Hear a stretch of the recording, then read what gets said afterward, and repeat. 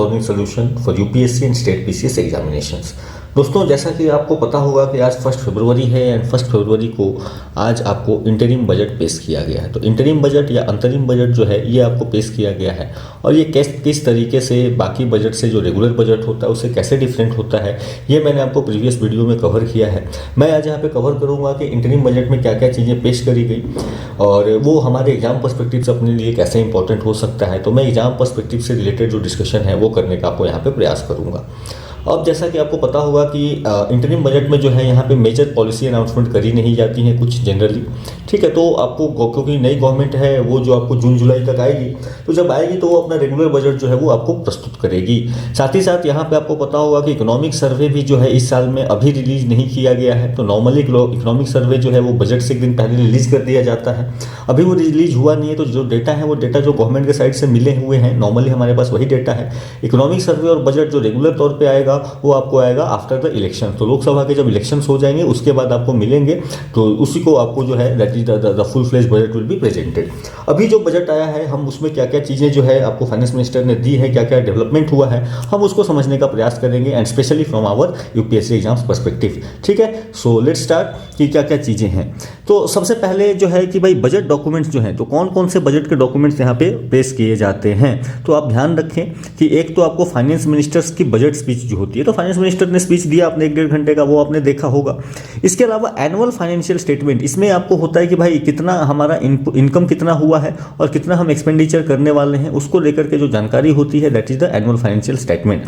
इसके साथ साथ डिमांड फॉर ग्रांट्स में क्या पेमेंट होगी कि भाई अपने को एक्सपेंडिचर के लिए जो आपको फंड चाहिए होगा वो आपको क्या करना पड़ता है, आपको उस पर वोटिंग कराई जाती है। वो आप पार्लियामेंट से आप कहते हो कि भाई हमें ये पास करके दे दो, हमें इतने फंड की जरूरत है, तो पार्लियामेंट उस पर वोटिंग करती है। तो उसी को क्या कहते हैं, that is the demand for grants. इसके अलावा फाइनेंस बिल का मतलब है कि अगर टैक्स स्ट्रक्चर में या टैक्स पॉलिसी में कोई चेंज आएगा तो उसको फाइनेंस बिल आपको कहा जाएगा। इसके अलावा FRBM एक्ट जो है आपको fiscal responsibility and budget management act जो है ये भी आपको 2 डॉक्यूमेंट्स पेश करने की बात करता है। एक जो है that is the macro economic framework statement, कि आप आने वाले कुछ समय में जो हमारे माइक्रो इकोनॉमिक फ्रेमवर्क है, यानी कि आप क्या रेट रखना चाहते हो, आप किस तरीके से फॉरेक्स रिजर्व रखना चाहते हो, बैलेंस ऑफ पेमेंट को लेकर के क्या स्थिति हो सकती है, तो वो हम किस तरीके से आगे बढ़ेंगे वो आपकी बात होती है। साथ ही साथ medium term fiscal policy and fiscal policy strategy statement, ये दोनों चीज़ें हैं, एक ही साथ इसको लिखी जाती है, बट ये दोनों आप समझो तो यहाँ पे फिस्कल पॉलिसी की आने वाले समय में हम किस तरीके से आगे बढ़ना चाहते हैं, हमारा इंफ्रास्ट्रक्चर में या हेल्थ सेक्टर में लेके हम किस तरीके से अपनी पॉलिसी बनाएंगे, उसमें जो इन्वेस्टमेंट होगा या खर्च होगा वो कैसे हम आगे बढ़ाने की सोच रहे हैं। साथ ही साथ फिस्कल पॉलिसी स्ट्रेटजी स्टेटमेंट, तो ये दोनों को मिला के ये 2 डॉक्यूमेंट जो है यहाँ पे आपको पेश किए जाते हैं। इसके अलावा एक्सपेंडिचर बजट, तो जो खर्च का बजट है कि हम कहाँ इस पे आपको जो है स्पेंड करने वाले हैं। रिसिप्ट बजट की आपको पैसा कहां से आया। एक्सपेंडिचर प्रोफाइल की विद इन द बजट, ये तो बजट हो गया ना, कहां से पैसा आप कितना खर्च करोगे, उसमें प्रोफाइल होगा कि आपको वेरियस हेड्स में उसको डिफाइन किया जाएगा। तो आपको एक्सपेंडिचर प्रोफाइल होगा किस डिपार्टमेंट को, किस मिनिस्ट्री को कितना गया। साथ ही साथ बजट एज अ ग्लैंस, जिसमें आप एक कह सकते हो कि समरी के तौर पे आपको ये डॉक्यूमेंट पेश करी जाती है। और इसके बाद की फीचर्स, अगर कुछ खास स्पेशल आपको एडिशन है, कुछ अलग है, तो वो भी आपको की फीचर्स जो है आपको ऑफ द बजट 24-25 आपको पेश किया जाएगा। And then the finally the implementation of budget announcement of 23-24। तो आप समझो कि जब भी बजट प्रेजेंट होता है यानी एनुअल फाइनेंशियल स्टेटमेंट जब रखा जाता है तो यहाँ पे 3 सालों के होते हैं, ये ध्यान रखना। जैसे अभी जो बजट प्रेजेंट किया गया, अगर ये नॉर्मल ईयर हुआ होता तो इसमें क्या होता, 24-25 के लिए इसमें आपको बजट एस्टिमेट्स लगाए जाते कि हमारा ये अनुमान है। इसके अलावा इसमें 23-24 का तो जो फिस्कल ईयर चल रहा है उसका भी, उसमें रिवाइज एस्टिमेट्स भी यहाँ पे प्रोड्यूस करी जाती कि जो पिछले साल हमने बजट पेश किया था उसमें क्या कुछ चेंजेस करने की ज़रूरत है कि नहीं है, वो भी आपको किया जाता। तो इसी के साथ साथ यहाँ पे ये भी आपको डॉक्यूमेंट होगा जो इम्प्लीमेंटेशन ऑफ बजट अनाउंसमेंट, यानी पिछले साल में जो हमने प्रेजेंट करा था उसमें क्या क्या इंप्लीमेंट हुआ या क्या और चीज़ें चेंज करने की है, उसको लेकर के भी डॉक्यूमेंट पेश होता है। और उसके अलावा आपको एक पुराने फिस्कल ईयर यानी 22-23 का जो ईयर होगा उसमें जो एक्चुअल टोटल कितना इनपुट हुआ, कितना आउटपुट हुआ, वो सारा का सारा जो है डेटा यहाँ पे प्रोड्यूस किया जाता है। तो ध्यान रखें कभी भी एनुअल फाइनेंशियल स्टेटमेंट में ये 3 सालों का डेटा जो है वहाँ पे होता है। अब है हम आगे बढ़ते हैं कि आखिर इस साल का क्या रहा। तो हमारा इस साल का जो थीम रहा कि वी विल फोकस ऑन विकसित भारत बाई 2047। तो 2047 आपको 100 साल पूरे हो जाएंगे। अभी हमने आज़ादी का अमृत काल जो है हम मना रहे हैं, 25 साल का जो पीरियड है, इसमें अपना विजन है कंट्री का कि we will make prosperous Bharat. India को हम पूरी तरीके से डेवलप करेंगे, हर समृद्धि यहाँ पे समृद्ध भारत की जो है हम छवि लेके चल रहे हैं, गोल लेके चल रहे हैं, with harmony in nature, with harmony in harmony with nature. यानी कि हम कहीं ना कहीं यहाँ पे जो क्लाइमेट रिलेटेड गोल्स हैं उसको भी हम साथ लेके चलेंगे। तो ऐसा नहीं है, हमारे विजन में हम जो भी काम करेंगे, इंडस्ट्रियलाइजेशन भी करेंगे, तो वो कहीं ना कहीं ग्रीन तौर पे करें, हम उस तरीके से करें कि हम आपको कहीं ना कहीं जो नेचर के प्रति अपनी चीज़ों को लेकर के चलें। ठीक है, तो 2070 का हमने टारगेट डेवलप किया है कि भाई उस समय तक हम नेट जीरो हो जाएंगे, तो उसको भी ख्याल में रखते हुए करें। साथ ही साथ मॉडर्न इंफ्रास्ट्रक्चर, तो आप देखिए कि रोड हो, रेलवे हो, आपको मेट्रो हो, ये सारी की सारी चीज़ें एकदम मॉडर्न तरीके से आपको दिखें। एंड अपॉर्चुनिटीज़ फॉर ऑल, यानी कि हम कहीं ना कहीं इंक्लूसिव डेवलपमेंट की बात करें। तो डेवलपमेंट केवल प्रोस्पेरिटी केवल एक क्लास की नहीं हो, एक रीजन की नहीं हो, सबकी हो, तो वो आपको कहीं ना कहीं बात यहाँ पे करी जा रही है। तो डेवलपमेंट का मंत्र क्या रहा? तो पहले हुआ कि सबका साथ सबका विकास, नहीं तो सब साथ मिलकर जो है डेवलपमेंट करें। तो that is what the comprehensive development of all.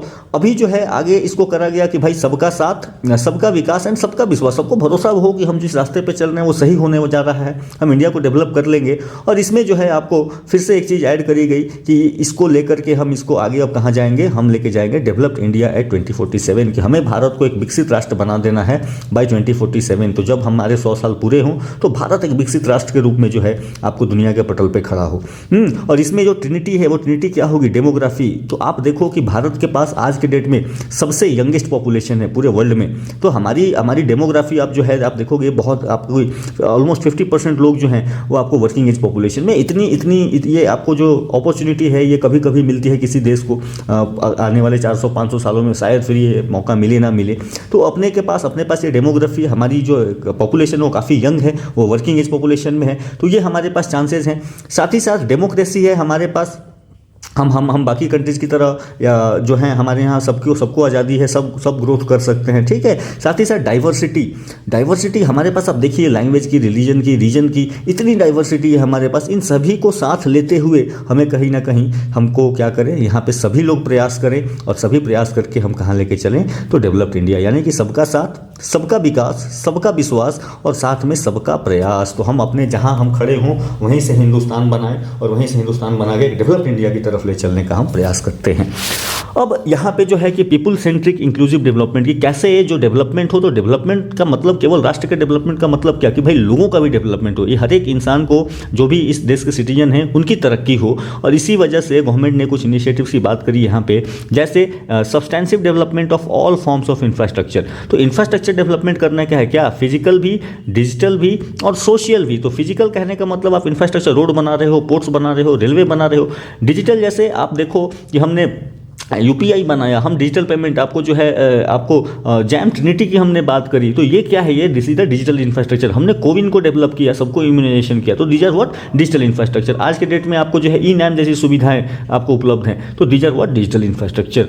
इसके अलावा सोशल इंफ्रास्ट्रक्चर की बात करें तो सोशल इंफ्रास्ट्रक्चर में क्या हो गया, आपको हो गए स्कूल्स, आपको हो गए कॉलेजेस, आपको हो गए हॉस्पिटल्स, ये क्या है, ये सोशल इंफ्रास्ट्रक्चर हैं, इन सबको डेवलप करने का है।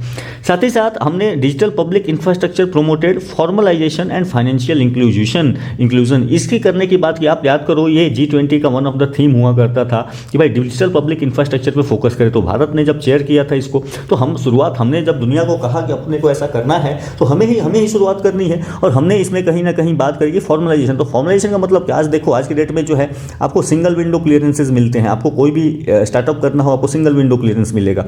साथ ही साथ आप आज के डेट में देखो तो सभी के जो है जनधन अकाउंट खुले हुए हैं, तो वो क्या करा रहा है, वो आपको फाइनेंशियल इंक्लूजन करा रहा है। आप जो है जीएसटी, तो ये क्या कराता है, this is the formalisation of taxes. तो इस तरीके से हम इसको क्या करें कि सब चीज़ को एक स्ट्रीमलाइन करने का प्रयास कर रहे हैं। साथ ही साथ इन सब चीज़ों को करने के लिए पैसे चाहिए, और पैसे कैसे आएंगे, तो टैक्स के फॉर्म में आएंगे। बट ऐसा टैक्स हो कि भाई वो किसी पे रिग्रेसिव ना हो, तो उसके लिए बात करेंगे कि deepening and widening of tax base. तो पैसे तो कलेक्ट करेंगे, बट कैसे, तो that is the widening of tax base. हम जो है ज़्यादा से ज़्यादा लोगों को डेवलपमेंट कराएंगे, वो उन लोगों की सैलरी बढ़ेगी, उन लोगों का इनकम बढ़ेगा, तो हमारा टैक्स बेस क्या होगा, हमारा टैक्स बेस भी बढ़ेगा। डीपनिंग का मतलब हम कुछ एरिया जहाँ से टैक्स आपको लोग चोरी करते हैं उसको भी कंट्रोल करने का प्रयास किया जाए, ज़्यादा से ज़्यादा लोगों को इस टैक्स ब्रैकेट में आए कि नाउ दे आर एबल और they are in that category from where they will pay the taxes. तो इससे गवर्नमेंट की ग्रोथ होगी। साथ ही साथ strengthen financial sector brought saving credit and investment back on track. तो अभी जो आपको कोविड के टाइम में जो गड़बड़ियां हो गई थी, तो अपने को कहे कि भाई फाइनेंशियल सेक्टर को मजबूत करने का है। फाइनेंशियल सेक्टर मजबूत होगा तो कैसे? जब आपकी सेविंग्स हम अपने पैसे जो हैं वो बैंक में ले जाकर रखें, बैंक जो है वो दूसरे को क्रेडिट देगी, नहीं क्रेडिट देगी तो उससे आपको वो जो पैसा लेगा वो कहीं ना कहीं इन्वेस्टमेंट करेगा, और इस वजह से एक क्या होगा, ये एक आपका वर्चुअस साइकिल जो है इकोनॉमी का वो चल पड़ेगा। हमने उस पर फोकस करने की बात करी। साथ ही साथ गिफ्ट आईएफएससी, तो हमने जो आपको एक गुजरात में ये खोल रखा है, तो ये इसलिए किया है ताकि हम क्या करें, हम it is a robust gateway for global capital and financial services for the economy. तो यहाँ पे क्या होगा, ये जरिया बनेगा आपके इन्वेस्टमेंट का, ये जरिया बनेगा आपके फाइनेंशियल सर्विसेज का। तो इस पर भी कहीं ना कहीं हमने फोकस करने का प्रयास किया है। साथ ही साथ proactive inflation management. Proactive inflation मतलब महंगाई, तो महंगाई को जो है कंट्रोल करने को हम पहले से ही, तो महंगाई जो है आपको दो तरीके से बढ़ सकती है, या तो डिमांड की वजह से बढ़ सकती है या तो सप्लाई की वजह से बढ़ सकती है। तो हम अगर इसको पहले से ध्यान रखें कि भाई क्या होने वाला है, जैसे फॉर एग्जांपल हमें पता है कि ओनियन, सपोज करो बारिश हो गई और ओनियन नहीं होने वाले हैं, तो आने वाले टाइम में ओनियन की क्या हो सकती है, महंगा हो सकता है। तो गवर्नमेंट क्या करेगी, पहले से इसके लिए तैयारी करके रखेगी, पहले से ही डील करके रखेगी किसी कंट्री के साथ कि भाई आप हमारे पास ओनियन पहुंचा दो। तो उससे क्या होगा कि इन्फ्लेशन, ओनियन का रेट बढ़ने से रुक जाएगा। तो आप देखते हैं रेगुलर, तो इस वजह से ये बात हो रही है कि हम पहले से ही इन्फ्लेशन को कंट्रोल करने का प्रयास करेंगे। साथ ही साथ आप जैसे देखो मार्केट में क्या होता है, आपको आरबीआई भी कंट्रोल करने का प्रयास करती है थ्रू रेपो रेट और रिवर्स रेपो रेट को थ्रू। तो हम इन मार्केट पे हमेशा नज़र बनाए रखें और इन्फ्लेशन को ज़्यादा बढ़ने ना दें, पहले ही उसको कंट्रोल करके रखे रहें। साथ ही साथ अगला फोकस जो रहा वो रहा all parts of country becoming active participants in economic growth. सबका विकास होना चाहिए, सब लोग जो है इसमें कंट्रीब्यूट करेंगे और तब देश की तरक्की होगी। देन दैट्स द एक्चुअल तरक्की, हम उसको कह सकते हैं। अब बात करेंगे कि भाई India and world GDP growth की क्या बात चल रही है। तो आप देख सकते हैं कि ये जो ब्लू लाइन दिख रही है वर्ल्ड जीडीपी की आपको ग्रोथ दिख रही है। इंडिया का अगर देखोगे तो आप ये वाली लाइन आपको दिखेगी ऊपर में, और इंडिया का जो ग्रोथ है coming from like fiscal year 21, उसके आगे से भी इंडिया की जो ग्रोथ रेट है वो आपको वर्ल्ड जीडीपी ग्रोथ रेट से बेहतर चल रही है। तो बाहर की कंडीशन अभी खराब चल रही है, हम सबको पता है, नहीं सप्लाई चेन के इशू चल रहे हैं, वॉर्स चल रहे हैं, but still we are on a good track. हम कहीं ना कहीं 6% से 7%, और कुछ लोग तो 8% तक कह रहे हैं कि हम उस रेट से ग्रो कर रहे हैं। जबकि दुनिया की बात करें तो दुनिया अभी के टाइम में आपको 4 to 5% के रेट से ग्रोथ कर रही है। तो this is also a good news for us कि भाई हमारी जो ग्रोथ रेट है वो दुनिया से कहीं ज़्यादा तेज चल रही है। अब बात आते हैं कि क्या क्या स्कीम्स हैं या क्या क्या फोकस एरिया रहे। तो फोकस एरियाज को एक एक करके हम देखते हैं। तो पहला फोकस एरिया रहा गरीब कल्याण, देश का कल्याण। देखो देश की तरक्की आप कितनी भी कर लो, कितनी भी जीडीपी बना लो, जब तक आपके लोग जो हैं जो बॉटम लेयर में रहने वाले लोग हैं, जिनके पास आमदनी कम है, अगर उनका ग्रोथ नहीं हुआ उनको हम गरीबी से बाहर लेके नहीं आए, तो फिर वो देश की तरक्की वो रह नहीं पाएगी पूरी तरीके से। ठीक है, तो यहाँ पे गवर्नमेंट ने हाईलाइट कराया है कि first thing that is the decline in headcount ratio. Decline in headcount का मतलब है कितने जो लोग हैं वो बीपीएल रेखा के नीचे हैं। तो बिलो पॉवर्टी लाइन जो है उसमें कितने जो लोग हैं वो आपको बीपीएल रेखा के नीचे हैं। अब आप देखिए कि 2005 और 6 में, ठीक है, 2005 एंड 6 में, यानी आप यहाँ से मल्टी डायमेंशनली पुअर की भी बात कर सकते हैं। तो मल्टी डायमेंशनल पॉवर्टी इंडेक्स हम निकालते हैं, तो उससे निकालते हैं ना भाई कितने लोग जो है गरीब हैं। तो ये उसका आइडिया था कि 2005-6 में करीब 55.3% जो लोग हुआ करते थे ये आपको गरीबी रेखा के नीचे हुआ करते थे। ये 2019 और के से 21 के बीच में घट के कितना आ चुका है, ये 15% पे आ चुका है। और हमारा एस्टिमेट है, हमारा टारगेट है कि हम आने वाले साल में या 2022-23 तक, जो अभी क्योंकि डेटा आया नहीं है कम्प्लीटली, तो आइडिया है कि हम इसको 12% के आसपास या 11.3% के आसपास ले जाएंगे। और धीरे धीरे अगर हम इस तरीके से करते रहे, प्रूव करते रहे, तो इन द कमिंग ईयर्स हम सभी लोगों को गरीबी रेखा से बाहर खींचने का भी हम प्रयास करेंगे। साथ ही साथ यहाँ पे हाईलाइट कराया गया that is the direct benefit transfer है led to the saving of ₹2.7 lakh crore. तो यहाँ से क्या हो गया, आपने लीकेजेस को प्लग किया। तो पहले जो है पैसा जाता था और पैसा जो है बीच में करप्शन होता था, जिसके लिए भेजा गया उसको मिल नहीं रहा है, और बीच में से पैसा गायब हो गया। हमने क्या करा, हमने जैम ट्रिनिटी को इंट्रोड्यूस कराया, तो जनधन, आधार, मोबाइल, अब डायरेक्टली बैंक खाते में पैसे, जितने भी सब्सिडीज देनी है, जो भी चीज़ें देनी है, वो डायरेक्टली बैंक खाते में। और इससे क्या हो गया, आपको आधार से लिंक हो गया, तो आपको जो है जो लोग मल्टीपल एंट्रीज करा के रखते थे वो भी खत्म हो गया, साथ ही साथ बीच से करप्शन होने का चांस खत्म हो गया। तो इसके वजह से इसमें आपको कहीं ना कहीं 2.7 लाख करोड़ की गवर्नमेंट को सेविंग हो गई। साथ ही साथ 25 crore people moved out of multi dimensional poverty, ये भी गवर्नमेंट ने हाईलाइट कराया है। Also the credit assistant to 78 lakh street vendors under PM Svanidhi scheme. तो पीएम स्वनिधि स्कीम आपको लॉन्च करी गई थी कोविड के टाइम में। आपको पता होगा कि भाई जितने भी स्ट्रीट वेंडर्स हैं उनकी जॉब खत्म हो गई थी या उनका नुकसान हो गया था, और उनको कुछ काम नहीं मिल रहा था, तो गवर्नमेंट क्या करती थी, उनको क्रेडिट देती थी, उनको लोन दिया करती थी, और ताकि भाई वो आप अपना धंधा फिर से शुरू करें। तो इसमें भी बात करी गई कि 78 लाख स्ट्रीट वेंडर्स को इतना दिया गया। तो ये कहीं ना कहीं ये जो भी काम किए गए हैं, ये जो सबसे निचले पायदान पर रहने वाले लोग हैं, इकोनॉमिक आपको पर्सपेक्टिव से उनके विकास की बात हो रही है। साथ ही साथ क्योंकि हमारी पॉपुलेशन है, इतनी यंग पॉपुलेशन है, हमने बात करी डेमोग्राफी की, तो अगर इसको आगे बढ़ाने का है तो अपने को इसको स्किल करना पड़ेगा, इसको एम्पावर करना पड़ेगा। एम्पावर का मतलब क्या, इसको स्किल करें, और स्किल करने के बाद इसको अपॉर्चुनिटी मिले।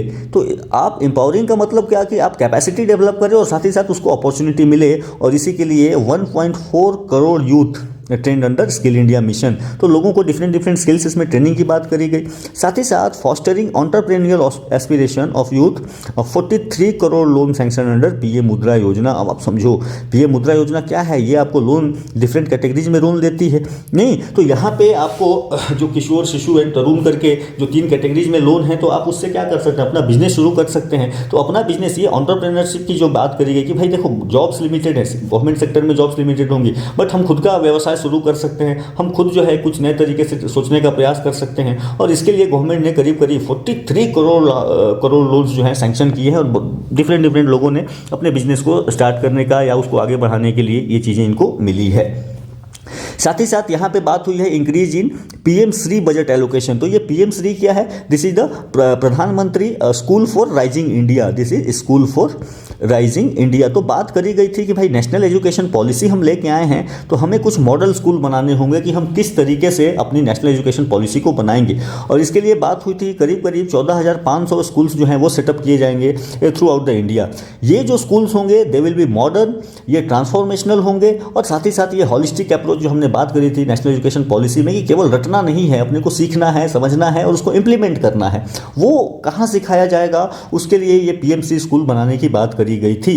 ठीक है, यहाँ पे स्मार्ट क्लासरूम रहेंगे, latest technology, sports labs, library, ये सारी चीज़ें रहेंगी। नॉट ओनली दैट, यहाँ पे फोकस था कि अपने को ग्रीन स्कूल भी बनाने हैं। ग्रीन स्कूल मतलब हम जो बातें कर रहे हैं, किताबों में सीख रहे हैं, उसको इंप्लीमेंट करें। तो water conservation, waste recycling, energy efficiency, इन सभी को लेकर के बात हुई। और यहाँ पे जो है गवर्नमेंट का आप देखोगे कि बजट एस्टिमेट है कि हम 60-50 यानी 6,050 करोड़ जो है इसको यहाँ पे एलोकेट किया गया है। इसके पहले जो है आपको पिछले साल में आपको 4,000 करोड़ जो है इसके लिए ये आपको एलोकेट किया गया था। ध्यान रखेंगे ये सेंट्रल सेक्टर स्कीम है, ठीक है, यानी कि यहाँ पे government, central government and state government में शेयरिंग होती है। तो 60% जो है सेंट्रल गवर्नमेंट देता है, 40% स्टेट गवर्नमेंट, और कुछ राज्यों के लिए ये रेशियो कितना है, दिस इज 90-10। तो ये ध्यान रखेंगे। इसके अलावा बात करें IITs की, तो देश की प्रीमियर इंजीनियरिंग इंस्टीट्यूशन हैं ये, और यहाँ पे 2014 तक ये 16 इंस्टीट्यूशन हुआ करती थी, 2023 में बढ़ के ये कितनी हो गई हैं, 23 हो गई है। तो आप समझो कि ऑलमोस्ट जो है 1.5 गुना हमने डेवलप किया है विद इन आपको 9 ईयर्स। इसके साथ ही एम्स की बात करें तो एम्स में तो आपको फेनोमिनल ग्रोथ देखने को मिलेगी। 2014 तक 7 हुआ करती थी, 2022 तक जो है आपको 2022 तक 22 एम्स आपको देखने मिलेंगे। तो यहाँ पर आप समझो कि हमने 300% का ग्रोथ लाया है एम्स के नंबर ऑफ एम्स में। यूनिवर्सिटीज़ की बात करेंगे तो 723 यूनिवर्सिटीज़ हुआ करती थी 2014 तक, यहाँ पे आपको ये बढ़ के नंबर कितना दिख रहा है, अगेन 1113 दिख रहा है। यानी कि आप समझो कि यहाँ पे अगेन ये 1.5 गुना होता हुआ आपको दिखेगा। तो आप एजुकेशन डेवलप कीजिए, स्कूल एजुकेशन, आपको हायर एजुकेशन, आपको जो है एंटरप्रेन्योरशिप कैपेसिटी, ये सब जब काम करेंगे तभी क्या होगा, यूथ जो है सही डायरेक्शन में चैनलाइज होगा। यूथ के स्किल्स को हम चैनलाइज करेंगे तो देश का ग्रोथ होगा। साथ ही साथ बात करते हैं वेलफेयर ऑफ फार्मर्स, क्योंकि देखो हमारा एक जो भारत जो है कृषि प्रधान देश है। आज भी आपकी 50% 45 to 50% जो पॉपुलेशन है वो कहाँ है, वो आपको उसको एम्प्लॉयमेंट मिल रहा है खेती के सेक्टर से, आपको एग्रीकल्चर सेक्टर से। तो उनका ध्यान रखेंगे तभी हमारा एक मेजर जो सेक्शन है उसका हम ध्यान रख पाएंगे। नहीं तो आप 50% पॉपुलेशन का ध्यान रख सकते हो जब आप फार्मर्स के वेलफेयर की बात करते हो। और इसके लिए गवर्नमेंट ने क्या करा था, direct financial assistant to 11.8 crore, करीब 12 करोड़ किसानों को पीएम किसान सम्मान निधि के तहत जो है हर साल 6,000 रुपये इनके बैंक अकाउंट में ट्रांसफर किए जा रहे हैं, राइट। साथ ही साथ crop insurance to 4 crore farmers under PM Fasal Bima योजना। तो भाई देखो जो फसल है, तो फसल ऐसी चीज़ है कि आप फसल किसान खेत में लगा के 4 महीने 6 महीने उसको इंतजार करना पड़ता है। उसमें क्या हो सकता है, कभी ओले पड़ गए, कभी सूखा पड़ गया। तो अगर उसका इंश्योरेंस रहेगा, तो अगर उसका लॉस होता है तो उस केस में क्या होता है, उसको भरपाई होती है, उसको नुकसान ज़्यादा नहीं होगा। और इसके लिए गवर्नमेंट ने क्या कहा, पीएम फसल बीमा योजना। यहाँ पर जो है किसान को बहुत कम अमाउंट जो है वो देना पड़ता है एज जो आपका इंश्योरेंस कंपनी होगी, बाकी जो पैसा है वो गवर्नमेंट पे करती है। तो यहाँ पे भी आपको 4 करोड़ किसानों को जो है फसल बीमा योजना के अंदर इंश्योरेंस दिया गया। साथ ही साथ integration of 1361 mandis under e NAM supporting trading volume of 3 lakh crore. तो अभी तक जो है आपको एपीएमसी के थ्रू ट्रेड हुआ करता था, बट हमने कोशिश किया कि इसको ई-नैम के थ्रू लेके आए, ठीक है। नेशनल एग्रीकल्चर मार्केट जो कि कंप्लीटली ऑनलाइन होगा, तो आपको बायर्स के पास भी ऑप्शन होंगे, सेलर्स के पास भी बहुत सारे ऑप्शन होंगे, और इससे क्या हुआ, किसान को सही दाम मिल सकता है, right, the correct price it can get. और यहाँ पे 1361 मंडीज को यहाँ पे क्या कोशिश किया गया है, ई-नैम के साथ जोड़ा गया है। और अभी तक ई-नैम के थ्रू आपको 3 लाख करोड़ का ट्रेड हुआ है। तो किसानों को जो है फॉर्मल चैनल्स के थ्रू इनका जो एक्सप्लॉइटेशन हुआ करता था, जो मिडिल मैन एक्सप्लॉइट करते थे इनको, उससे बाहर लाने का प्रयास आपको ई-नैम के थ्रू किया गया है। साथ ही साथ आप बात करें तो procurement end of wheat and rice, तो आपको पता है कि एमएसपी अनाउंस की जाती है और यहाँ पे जो है एफसीआई आपको प्रोक्यूर करती है, उन किसानों से खरीदती है। और यहाँ पे आप देखोगे कि साल दर साल जो है ये आपको इसका ग्रोथ ही हुआ है, जितना प्रोक्यूरमेंट एफसीआई कर रही है, गवर्नमेंट कर रही है। तो 2021 में ये आपको राइस की बात करेंगे 30 लाख मीट्रिक टन, और ये जो है इस साल में आपको बढ़ के कितनी 38 लाख मीट्रिक टन होने की बात हुई। वहीं अगर व्हीट की बात करें तो व्हीट में कहीं ना कहीं आप अगर देखो तो 2021 में ये 390 लाख मीट्रिक टन हुआ करता था, यहाँ पे बढ़ के कितना हो गया आपको 262 लाख मीट्रिक। मतलब कि आप देखो कि यहाँ पे ये थोड़ा सा फ्लैक्चुएट किया है, क्योंकि आपको विंटर क्रॉप्स जो हैं वो जो है थोड़ा सा डैमेज हुआ था बिकॉज ऑफ वेदर कंडीशन। तो ये आपको फ्लक्चुएट रहा है, बट राइस में आपको कंसिस्टेंटली जो है ये हाई दिखेगा। तो ये आपको कहानी दिखेगी। साथ ही साथ फोकस जो है नारी शक्ति, this is one of the vulnerable group जिस पे हमें फोकस करने की बात है, क्योंकि आपकी 50% पॉपुलेशन इंडिया की है वो क्या है, वो फीमेल है। तो जब तक उनका ग्रोथ नहीं होगा तो हम पूरे इंडिया की ग्रोथ की बात कैसे कर सकते हैं। और यहाँ पे आप देखो कि again 30 crore Mudra Yojana loans disperse to women entrepreneurs. तो आप देखो जो यहाँ पे 43 करोड़ लोन्स की बात हो गई, उसमें से 30 करोड़ मुद्रा लोन्स किसको दिए गए, वो आपको वीमेन एंटरप्रेन्योर्स को दिए गए। यानी 2/3 जो लोन्स दिए गए हैं वो विमेन को। यहाँ पे है भी कंडीशंस कि विमेन के लिए थोड़ा सा रेट जो है वो डिफरेंट होगा, तो लोगों को कहीं ना कहीं नज करने का प्रयास किया जाता है कि भाई विमेन को आप आगे लेके आएँ। साथ ही साथ increase female enrollment in higher education. तो आपको हायर एजुकेशन में आप देखोगे कि 28% से तक राइज हुआ है इन 10 ईयर्स, यानी कि 2012 से लेके या 2013 से लेके अभी तक जो हमने ग्रोथ किया है, तो करीब 28% से आपको इनरोलमेंट बढ़ा है। मतलब ज़्यादा से ज़्यादा लोग जो है, ज़्यादा से ज़्यादा लड़कियां जो हैं वो हायर एजुकेशन में जा रही हैं।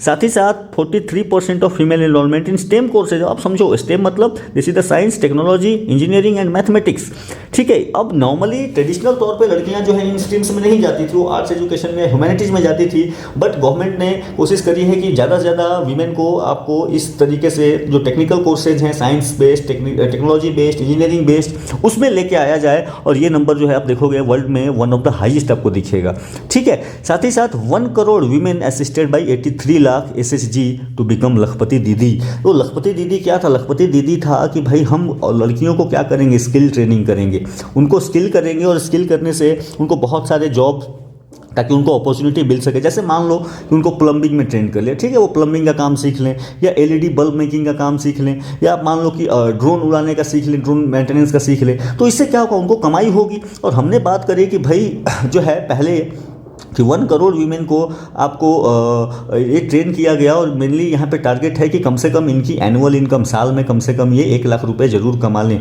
तो गवर्नमेंट ने इस पर भी लेकर के बात करी।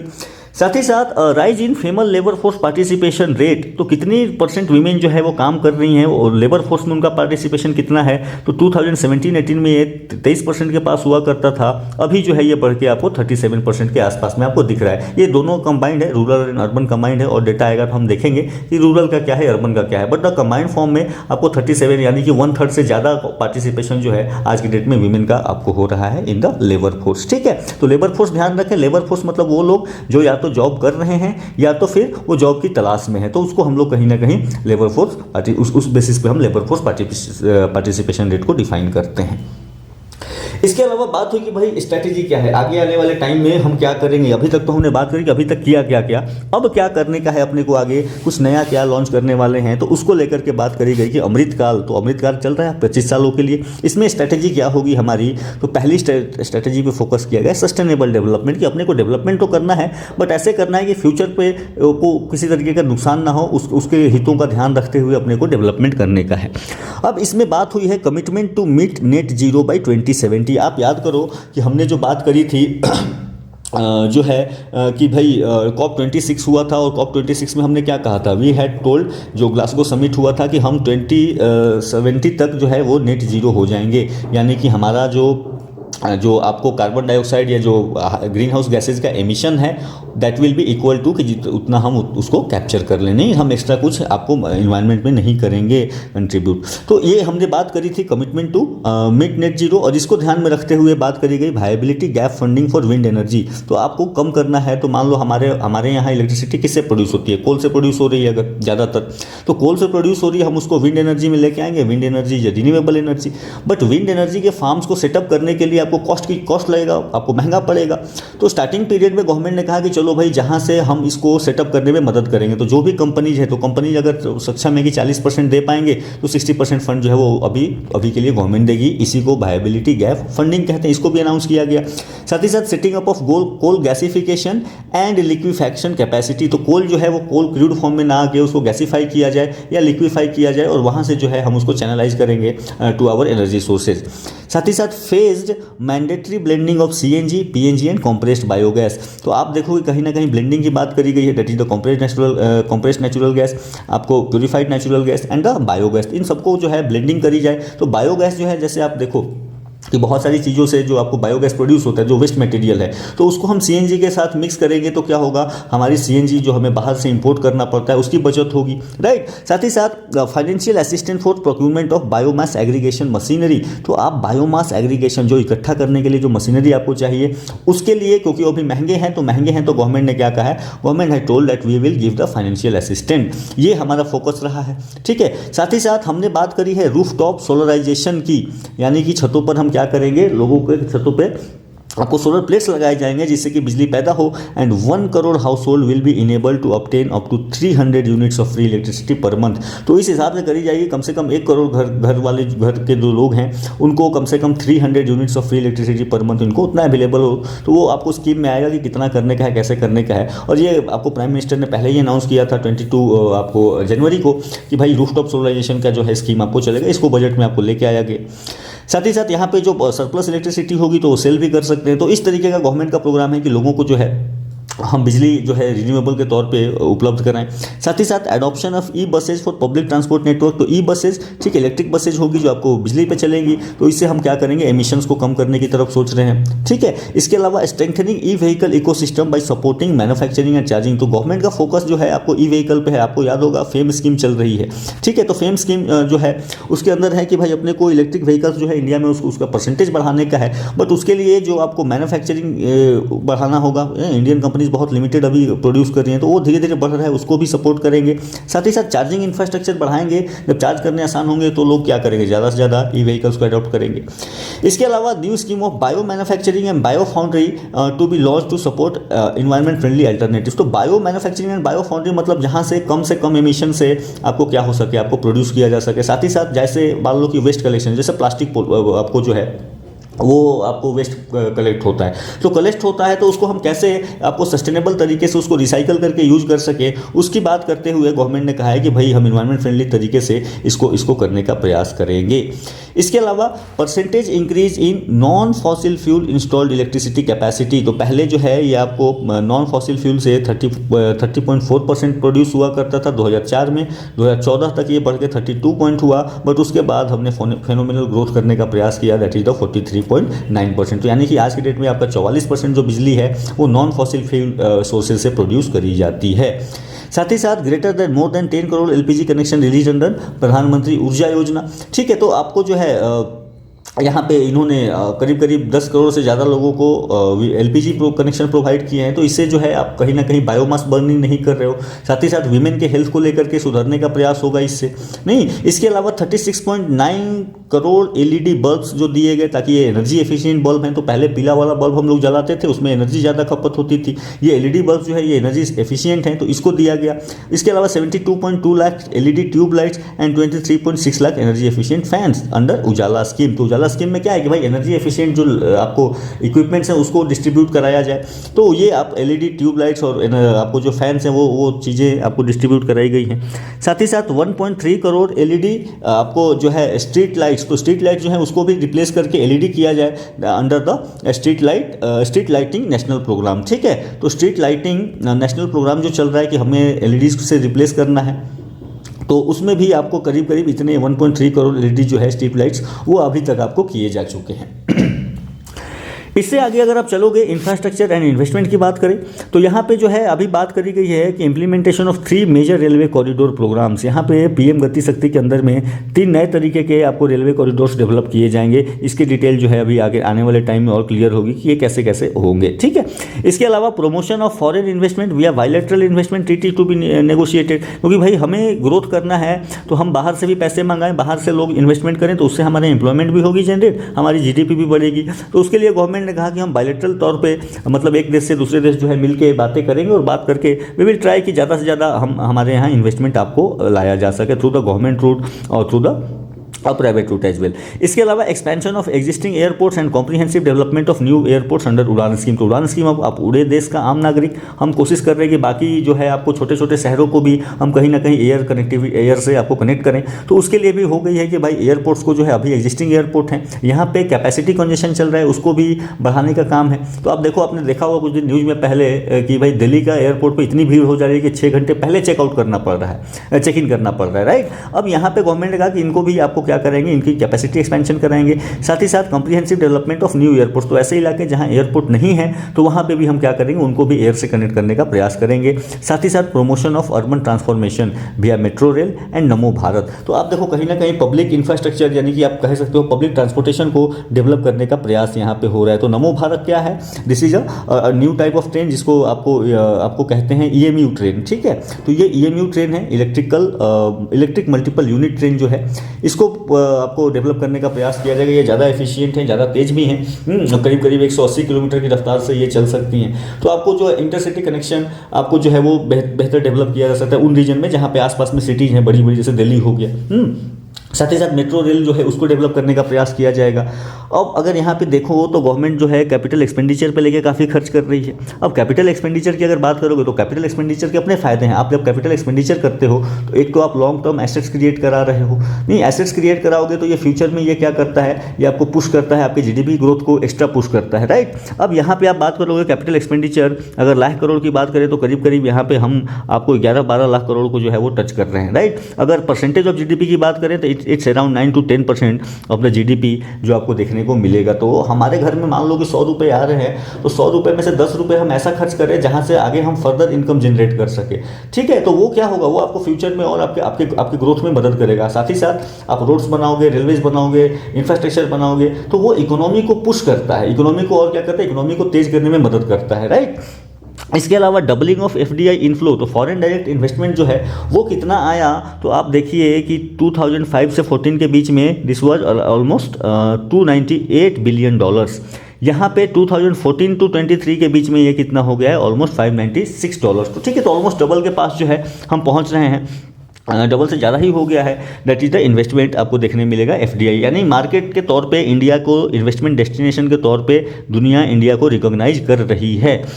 इसके अलावा इंप्रूवमेंट इन फिजिकल इंफ्रास्ट्रक्चर भी आपको देखने मिलेगा। तो नेशनल हाईवेज का क्रिएशन जो है आप देखोगे काफ़ी तेज़ी से किया गया है। तो फिजिकल ईयर 15 तक यानी 2015-16 में जो आपको नेशनल हाईवे हुआ करते थे वो करीब करीब 1 लाख से 1 लाख किलोमीटर से कम हुआ करते थे, अभी बढ़ के करीब करीब 1,44,000 से ऊपर जा चुके हैं। साथ ही साथ cargo traffic at major ports, अगर मिलियन टन्स की बात करें तो आपको फिजिकल ईयर 15 में करीब करीब 581 मिलियन टन तक आपको कार्गो हैंडल हुआ करता था, अभी ये बढ़ के करीब करीब 720 मिलियन टन हो गया है। इलेक्ट्रीफाइड रेल रूट का अगर आप रेल की बात करें इलेक्ट्रिफिकेशन की, तो वो करीब करीब आपको फिजिकल ईयर 15 में करीब करीब 22 जो है 22,000 के आसपास हुआ करती थी, ये करीब करीब डबल से डबल ज़्यादा होकर 50,000 किलोमीटर आपको देखने मिलेगा। साथ ही साथ आप कहो एयरक्राफ्ट मूवमेंट की कितना मिलियन टन्स का ये आपको ग्रोथ करा रहे हैं या मूवमेंट करा रहे हैं, तो फिजिकल ईयर 15 में 16 मिलियन टन्स हुआ करता था, अभी बढ़ के ये 25 हो गया है। नंबर ऑफ एयरपोर्ट्स आपको 74 हुआ करते थे, ये करीब करीब डबल हो गए आपको।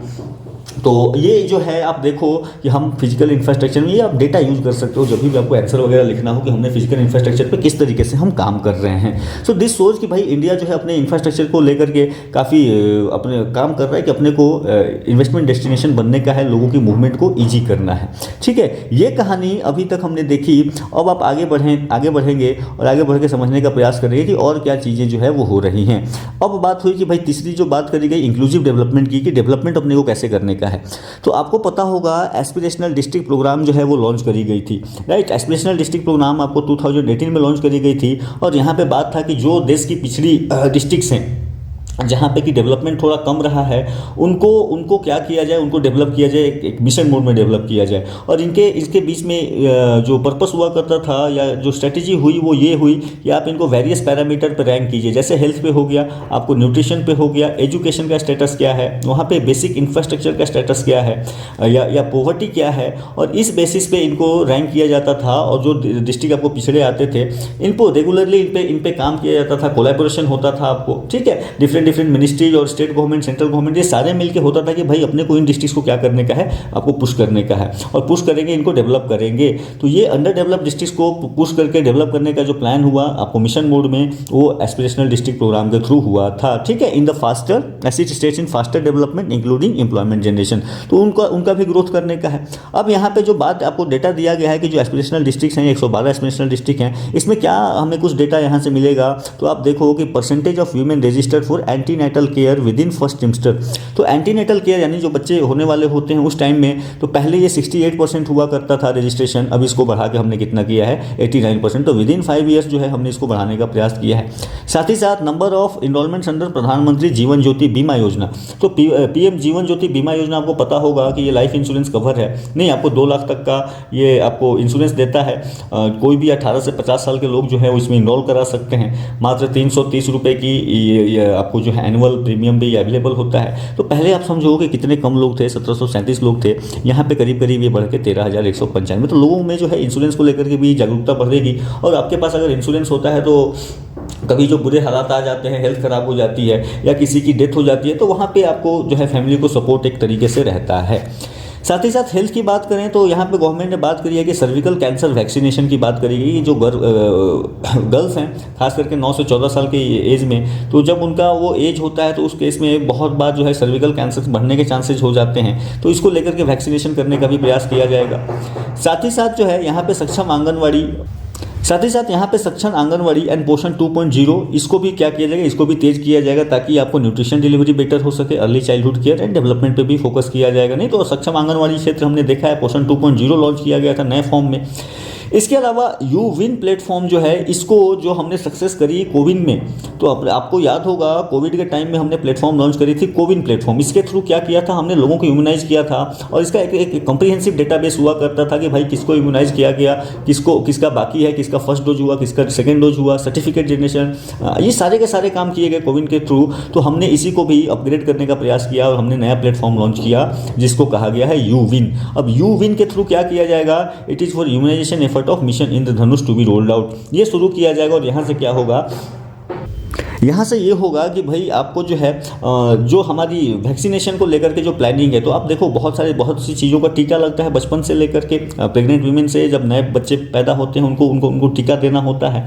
तो यहाँ पे जो इस तरीके से हमने कोविड में मैनेज किया, हम इसको भी स्ट्रीमलाइन करने का प्रयास कर रहे हैं। हम प्रयास कर रहे हैं कि हम सबको एक स्टैंडर्ड पे लेके आएँ, सबका वो इलेक्ट्रॉनिक डेटाबेस हो, हमें पता चलता रहे कि किसको वैक्सीनेशन, कौन कौन सी वैक्सीन लगी है, कौन सी नहीं लगी है। साथ ही साथ यहाँ पे प्लानिंग होती रहेगी, रिपोर्ट्स मिलते रहेंगे, कवरेज की किसका हुआ किसका नहीं हुआ, ये सारा जो है हम स्ट्रीमलाइन करके ऑनलाइन लाने का प्रयास कर रहे हैं। सर्टिफिकेशन वगैरह भी जो है यहाँ पे आपको ऑनलाइन ही मिल जाएगी। इसके अलावा health cover under Ayushman Bharat schemes to be extended to all ASHA, anganwadi workers and helpers. तो आयुष्मान भारत जो स्कीम है, जहाँ पे करीब करीब 10 करोड़ हाउस होल्ड्स को जो है आपको सालाना 5 लाख तक की उनको इंश्योरेंस प्रोवाइड करी जाती है फॉर द हेल्थ केयर, इसको एक्सटेंड किया गया है for all the Asha workers, anganwadi workers and the helpers. तो इनको भी आप ध्यान में रखें। इसके अलावा आप बात करें इंक्लूसिव डेवलपमेंट में, तो हाउसिंग की बात करें अगर, तो प्रधानमंत्री आवास योजना ग्रामीण जो है ये करीब 3 करोड़ हाउसेज बिल्ड किए गए हैं। अगले 5 साल में हमारा टारगेट है कि हम और 2 करोड़ हाउसेज बनाएं। तो लोगों का अपना घर हो, सबका अपना पक्का मकान हो, ये आइडिया आपको जो है गवर्नमेंट का। और गवर्नमेंट ने कहा है कि भाई जो बजट एस्टिमेट्स हैं 2023-24 के लिए, तो करीब 80,000 या 79,590 करोड़, और 2024-25 के लिए जो है वो कितना है, वो 80,671। तो आप देख सकते हो ऑलमोस्ट उतना ही है, बट करीब थोड़ा सा ग्रोथ जो है वो हमने टारगेट लेके चल रहे हैं कि 2 करोड़ जो है नए हाउसेज हम कंस्ट्रक्ट करेंगे। साथ ही साथ housing for the middle class scheme to be launch to promote middle class to buy or build their own houses. तो देखो नॉर्मली जो है जो बड़े लोग हैं, जो हायर स्टेटस में, हायर इनकम स्टेटस में, वो अपना घर आराम से बना लेते हैं। जो लोअर स्टेटस में लोग हैं उनको प्रधानमंत्री आवास योजना के थ्रू मिल जाता है। बट कहीं ना कहीं गवर्नमेंट ने मिडिल क्लास को भी सपोर्ट करने का प्रयास किया है कि ताकि इनको भी कोई स्कीम लेके आएंगे जिसके थ्रू ये भी अपना घर जो है खरीद सकें या बना सकें। इसके अलावा टूरिज्म पे फोकस करते हुए गवर्नमेंट ने जो है, आप देखोगे कि G20 की मीटिंग जो है, G20 की मीटिंग पूरे इंडिया में कराई गई, हर जगह पे कराई गई, ताकि दुनिया भी देखे कि भाई इंडिया में घूमने के लिए बहुत सी जगह हैं, मतलब इतनी बड़ी कंट्री, इतनी डाइवर्सिटी, और यहाँ पे गवर्नमेंट ने जो है कहीं ना कहीं फोकस करने का प्रयास किया है टूरिज्म पे। तो टूरिज्म जो है काफ़ी बड़ा सेक्टर है, यहाँ पे लोगों को एम्प्लॉयमेंट काफ़ी मिलती है, साथ ही उस रीजन का विकास होता है। तो गवर्नमेंट का फोकस है कि टूरिज्म पे हम फोकस करें, टूरिज्म को प्रमोट करें। एंड यहाँ पे states will be encourage to undertake development of iconic tourist centre. तो जहाँ पे भी जो टूरिस्ट सेंटर है, जहाँ पे जो फेमस सेंटर है, उसको आप क्या करिए, आप उसको डेवलप जब आप करेंगे तो वहाँ पे बिजनेसेस अट्रैक्ट होंगे, होटल्स बनेंगे, रेस्टोरेंट्स बनेंगे, और आपको इसके वजह से क्या होगा, नए अपॉर्चुनिटीज मिलेंगी फॉर द लोकल एंटरप्रेन्योरशिप। जो लोकल लोग हैं उनको भी रोजगार मिलेगा। तो इसके लिए जो है स्टेट्स को इंकरेजमेंट करी जाएगी। साथ ही साथ long term interest free loans to be provided to states to encourage development. ठीक है, तो long term interest free loans, आप 50 ईयर्स लोन जो दिए गए कि भाई उस पर कोई इंटरेस्ट गवर्नमेंट चार्ज नहीं करेगी, आप उसको इंफ्रास्ट्रक्चर डेवलप करने के लिए यूज करें। साथ ही साथ different projects for the port connectivity, tourism infrastructure and amenities will be taken up in islands including Lakshadweep. तो लक्षद्वीप जो है अभी आप देख सकते हैं काफ़ी न्यूज़ में बना हुआ था, तो बजट गवर्नमेंट ने जो है खासा ध्यान दिया कि भाई लक्षद्वीप को तो अपन डेवलप करके रहेंगे। ठीक है, इसके लिए आप पोर्ट कनेक्टिविटी बनाएंगे, टूरिज्म इंफ्रास्ट्रक्चर डेवलप करेंगे, और बाकी जो टूरिज्म के लिए एमिनिटीज चाहिए तो सारे आइलैंड्स में रहेगा, मतलब जो भी आइलैंड्स उनके ध्यान में होगा। बट कहीं ना कहीं लक्षद्वीप को जो है स्पेशली यहाँ पे मेंशन किया गया है कि लक्षद्वीप को तो अब हम डेवलप करके रहेंगे।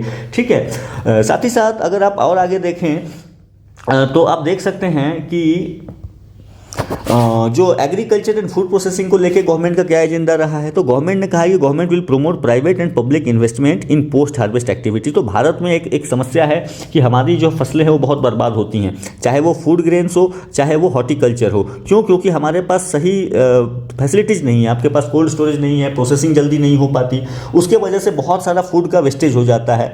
तो पोस्ट हार्वेस्ट एक्टिविटीज़ में उनको करने का प्रयास किया गया ताकि वेस्टेज को जो है वो कम किया जा सके। साथ ही साथ एप्लीकेशन ऑफ नैनो डीएपी, ये जो नैनो डीएपी है इससे क्या होता है कि कम अमाउंट, कम फर्टिलाइजर लगता है और प्लांट्स जो है उसको काफ़ी अच्छे से ऑब्जॉर्व करते हैं। उसको भी expanded in all agro climatic zones. तो इसको पहले ही टेस्टिंग किया गया था, बट अब फर्दर जो है पूरे इंडिया के लिए इसको कहीं ना कहीं अब अवेलेबल कराया जाएगा।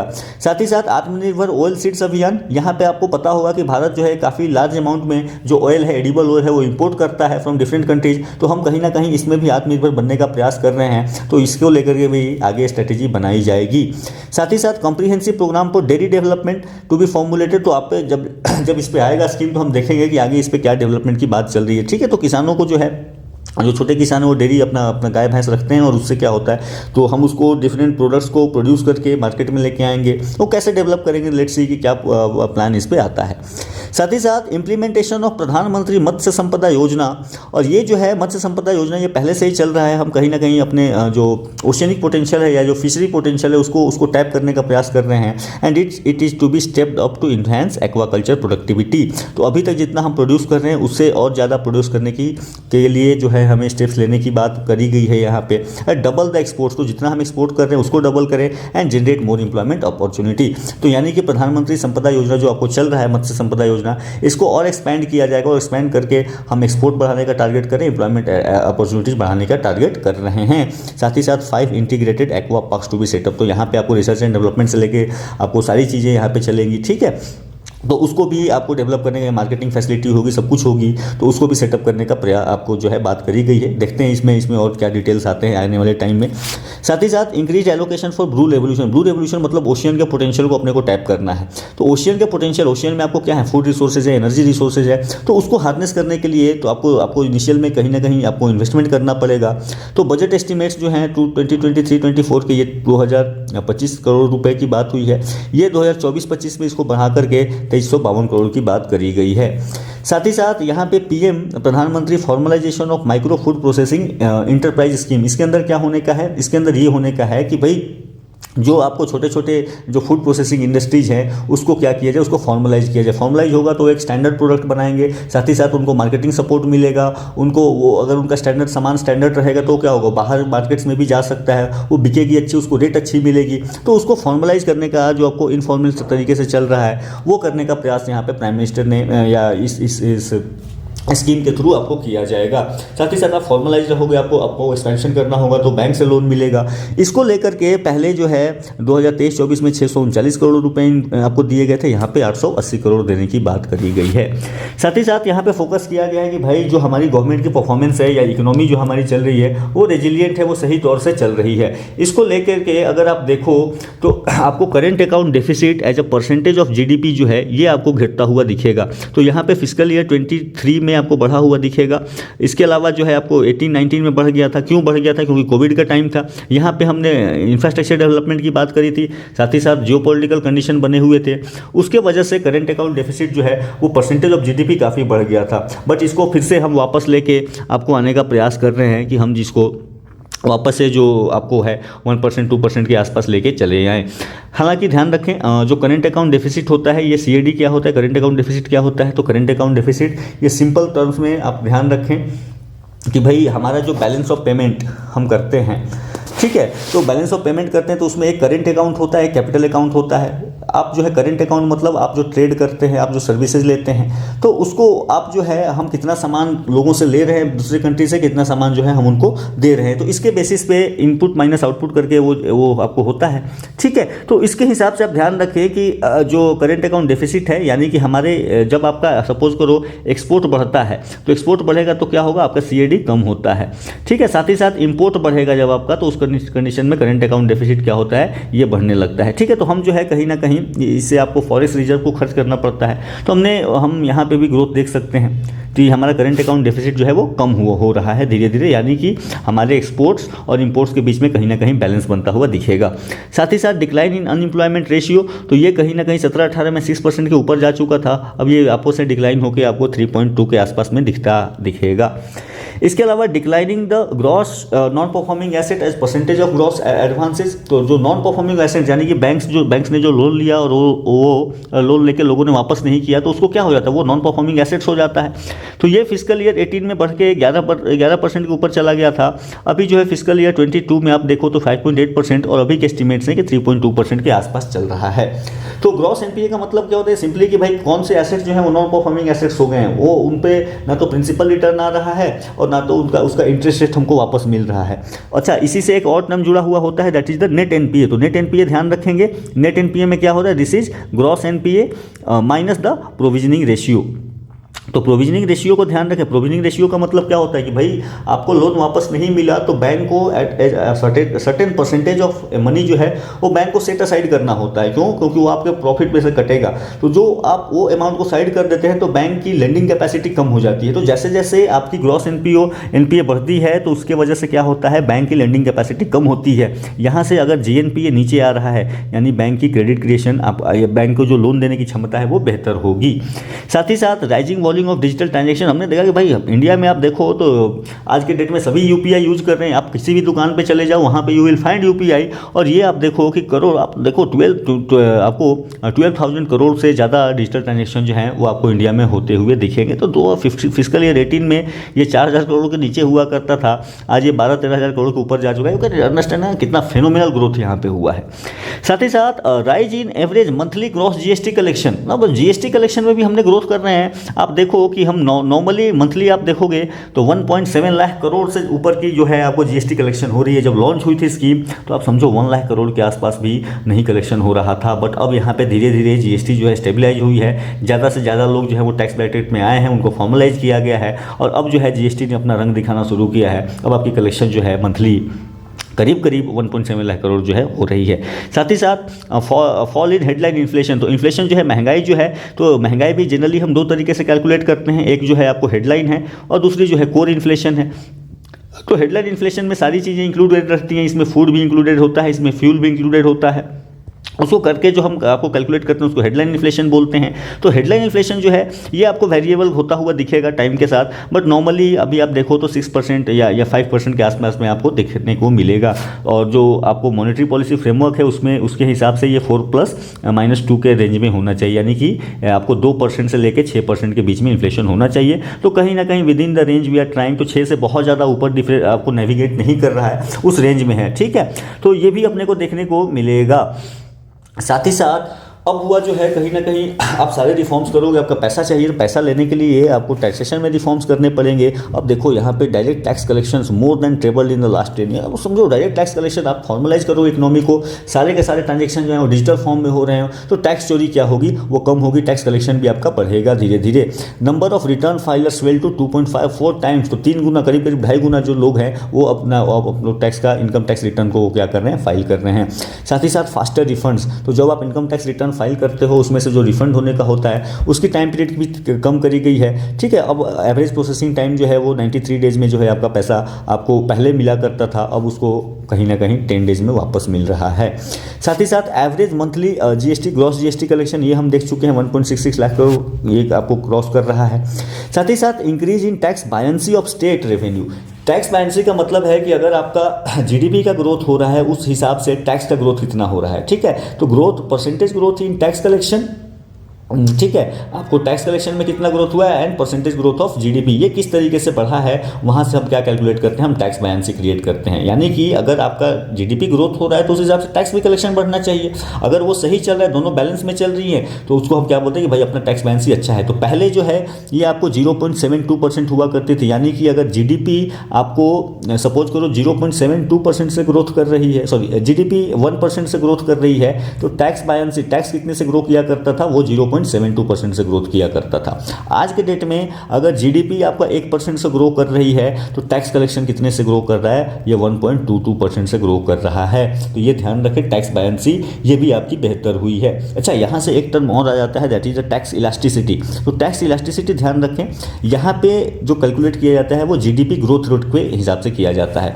टैक्स इलास्टिसिटी में जो है वहाँ पे टैक्स कलेक्शन कितना बढ़ा विद रिस्पेक्ट टू कि आपने जो है टैक्स रेट किस तरीके से चेंज किया। तो ठीक है, तो ये यहाँ से आपको क्वेश्चन बन जाएगा कि भाई टैक्स इलास्टिसिटी और टैक्स बायंसी में क्या डिफरेंस है। टैक्स बायंसी ध्यान रखें, ये जो है आपका साइज ऑफ टैक्स बेस, आपका टैक्स कितना बढ़ा इन रिलेशन टू जीडीपी, और ये डिपेंड करता है वेरियस चीज़ों पे डिपेंड करेगा कि भाई आपका टैक्स बेस कितना है, जो आपके जो टैक्स पेयर हो कितने हैं, नहीं टैक्स एडमिनिस्ट्रेशन आपका कितना एफिशिएंट हुआ है, या आपने कितना सिंप्लीफाई किया है टैक्स को कलेक्शन करना। तो इन सभी चीज़ों से जो है आप इन चीज़ों पर जब इंप्रूव करते हो तो आपका जो टैक्स बायंसी है वो भी क्या होती है, इंप्रूव होती है। साथ ही साथ पॉजिटिव सेंटीमेंट अबाउट जीएसटी, तो इनिशियली में जीएसटी को लेकर के बहुत सारी बातें हुई थी, बट अभी जो है 94% industrial leaders view transition to GST as largely positive, कि भाई हमें अच्छा इसमें ग्रोथ मिला है, अच्छा हम इसको देख रहे हैं। साथ ही साथ 80% ऑफ respondents feel GST has led to supply chain optimization. तो ठीक है, अब आपको मल्टीपल जगह पर वो चीज़ें नहीं होती, बहुत सारे रिस्ट्रिक्शन खत्म हुए जीएसटी के आने से, एक ही रिसिप्ट पे आपको काम बढ़ता चला जाता है, वो कैलकुलेट करना भी आसान होता है। And this is according to a consulting firm, तो इस डेटा पर हम ज़्यादा ध्यान नहीं रखने वाले हैं। कमिंग ऑन टू कि decline in import release time since 2019, तो इंपोर्ट रिलीज टाइम का मतलब जो आपको पोर्ट्स पे कितना टाइम लगा करता था, तो पहले आपको 47% ये इसमें डिक्लाइन, तो पहले मान लो कि 1 घंटा लगा करता था पोर्ट्स पे किसी सामान को उतरने में, अब वो आधे घंटे में करीब हो रहा है। ठीक है, वहीं पे अगर आप एयर कार्गो की बात करो तो वो 1 आवर से घट के 45 मिनट्स के आसपास हो गया है, 27% एट सी पोर्ट्स। तो इस तरीके से आप देखोगे कि आपको रिलीज टाइम में जो है वो डिक्लाइन हो रहा है, मतलब कि आपको इंफ्रास्ट्रक्चर जो है वो बेहतर हुआ है, आपका डिजिटलाइज हुआ है, तो उसमें भी आपको काम में तेजी दिखेगी। जैसे कि आप समझो कि हाईवे पे आप जाते हो, हाईवे पे चल रहे हो, तो वहाँ पे अभी क्या हो गया, अभी आपको RFID टैग्स लग गए हैं, तो आपको जो टोल कलेक्शन होता है वो जल्दी हो जाता है। तो इसी तरीके से यहाँ पे भी पोर्ट्स पे, एयर कॉम्प्लेक्सेस पे, सी पोर्ट्स पे वो काम आपको क्या हो रहा है, जल्दी से हो रहा है। साथ ही साथ कंटिन्यूटी इन टैक्सेशन, तो यहाँ पे certain tax benefits to startup and investment made by sovereign wealth fund, pension fund, tax exemption of IFSC unit. तो यहाँ पे जो चीज़ें आपको 31/3/2024 तक चलने वाली थी, जो भी टैक्स रेट या जो भी कंसेशन दिए गए थे, उसको आपको 31/30/2025 तक कैलकुलेट वही सेम चलता रहेगा, यानी यहाँ पे नो चेंज, आपको टैक्स स्लैब या उस तरीके से चीज़ों में बहुत चेंज आपको देखने नहीं मिलेगा। इसके अलावा withdrawal of outstanding direct tax demand, अब जो है आपको पहले अप टू रुपीज़ 25,000 जो है pertaining up to physical year 10 हुआ करता था, अब ये बढ़ के कितना हो गया है, घट के कितना हो गया है आपको 10,000 rupees for physical year 11 to 15, and this is expected to benefit approx 1 crore tax payer. ठीक है, ये आप ध्यान रखें। इसके अलावा retention of same tax rate आपको सेम रखे गए हैं। ठीक है, यहाँ पे कोई चेंज नहीं किया गया है for direct and indirect taxes including the import duties. ठीक है, तो कॉर्पोरेट टैक्स जो है वो 22% for existing domestic companies, 15% for new manufacturing companies in the certain sectors, कुछ सेक्टर में, क्योंकि बढ़ावा देने को है अपने को। साथ ही साथ no tax liability for tax payer with income up to ₹7 lakh. ठीक है, under the new tax regime, तो 7 लाख तक अगर आप अर्निंग करते हो तो आपको आप पे टैक्स लायबिलिटी नहीं होगी, ये अपने को ध्यान रखना है।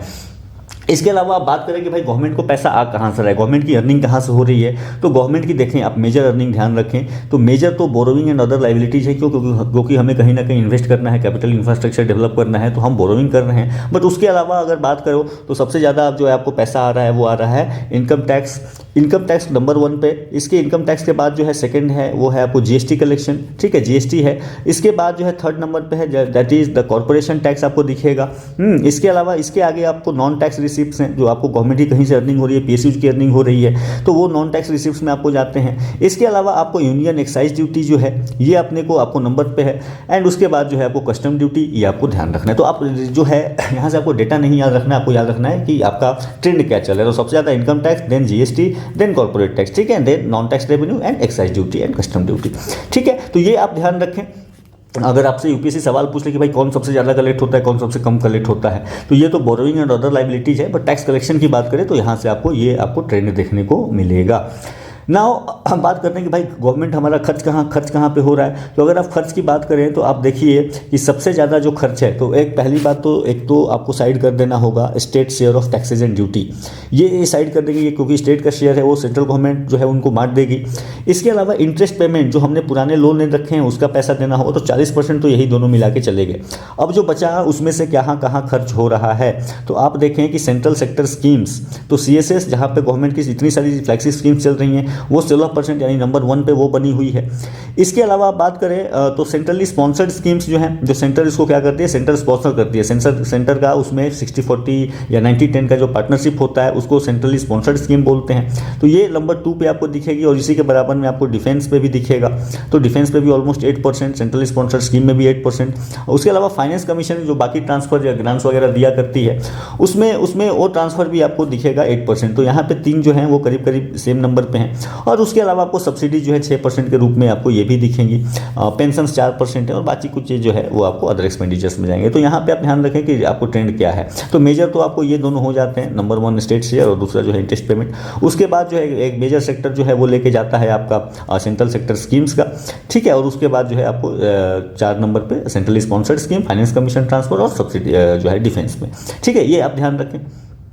इसके बाद एलोकेशन किस मिनिस्ट्री को कितनी करेगी, तो इस साल आप देख सकते हैं कि डिफेंस मिनिस्ट्री को सबसे ज़्यादा बजट मिला है, that is the 6.2 lakh crore. तो इसमें पेंशन वगैरह सब चीज़ लेके होता है, बट कहीं ना कहीं हम मॉडर्नाइजेशन की बात करें तो डिफेंस पे बजट आपका खर्च बढ़ने वाला है, क्योंकि आप देखो जियो पोलिटिकल इंस्टेबिलिटी कंडीशन बन रही है, साथ ही साथ हम अपनी आर्मी को, अपनी नेवी को कहीं ना कहीं मॉडर्नाइज तो हमें करना ही पड़ेगा, तो इस पर लेकर खर्च बढ़ा है। साथ ही साथ आपको road transport and highways ministry को भी आपको दिखेगा कि 2.78 लाख करोड़ आपको नंबर 2 पे इनका रहा।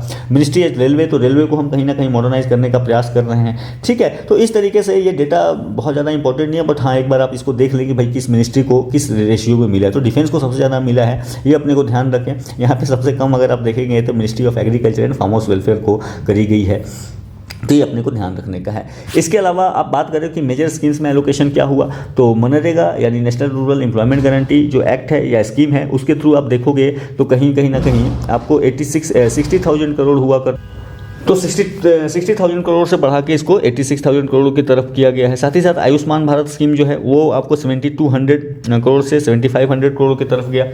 PLI स्कीम जो है, ताकि हमारे यहाँ प्रोडक्शन हो, आप जितना प्रोडक्शन एक्स्ट्रा करेंगे तो आपको क्या होगा, स्पेशल गवर्नमेंट उस पर बेनिफिट देती है, वो भी कहीं ना कहीं उसमें भी आपको बढ़ता हुआ दिखेगा। साथ ही साथ semi conductor and display manufacturing ecosystem, तो गवर्नमेंट का फोकस है कि भाई हम सेमी कंडक्टर जो है उसको इंडिया में प्रोड्यूस कराएं, तो उसको लेकर भी उसकी भी फंडिंग आपको क्या कराई गई है, आपको बढ़ती हुई दिखेगी।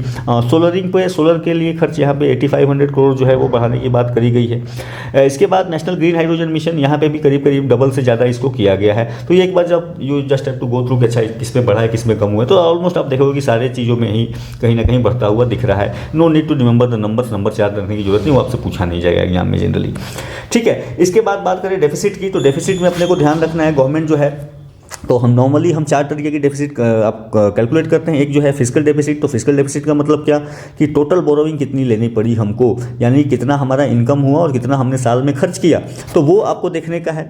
ये अगर आप देखोगे तो नॉर्मली आपको जो है 2024-25 में हमारा एस्टिमेट है कि हम इसको कम करके 5.1% पे लेके आएंगे। नॉर्मली ये 5.8% जो है इस साल का है, इसके पहले वाले साल में 5.9% का था, तो ये अपने को ध्यान रखने का है। इसके अलावा रेवेन्यू डेफिसिट की बात करें तो रेवेन्यू डेफिसिट मतलब क्या, तो यहाँ पे कि भाई रेवेन्यू इनकम कितना हुआ, कितना पैसा इस साल में आया रेवेन्यू के तौर पे, और रेवेन्यू एक्सपेंडिचर कितना है, तो आपने पेंशन वगैरह जो दिया है वो कितना गया है। तो अगर आपको ये क्लियर नहीं है तो मैंने कल के वीडियो में इसको डिस्कस किया था, you go through that video, आपको ये सारे के सारे टर्म्स जो हैं बहुत क्लियर हो जाएंगे।